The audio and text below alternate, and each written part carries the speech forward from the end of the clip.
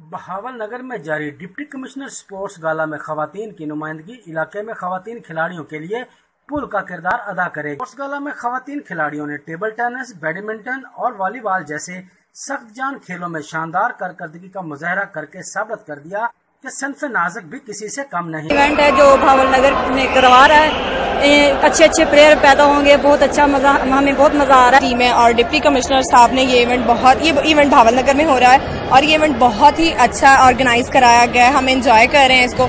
अब हमारा इसके बाद मैच है, इंशाल्लाह हम जीतेंगे। और मैं हैरान हूँ, इस जिले में पहली मर्तबा इतनी जबरदस्त अकोमोडेशन, ऑफिशियल्स, प्लेयर्स और वेन्यूज जो से स्पोर्ट्स के इतने जबरदस्त जो से है ना तरीके से जो से है ना मेंटेन किए गए। दूसरी जानब खवातीन कोच और लेडी स्पोर्ट्स ऑफिसर भी अपनी टीमों की कारकर्दगी पर नाज़ा दिखाई दी।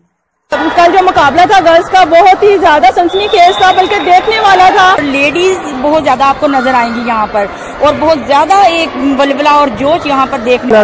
रहीम, मेरा नाम आकिब खुर्शीद है और मैं प्रोफेशनली टेबल टेनिस का प्लेयर हूँ। मैं 14 से 15 साल हो गए स्पोर्ट्स में, बहावल नगर के स्पोर्ट्स में इन्वॉल्व हूँ।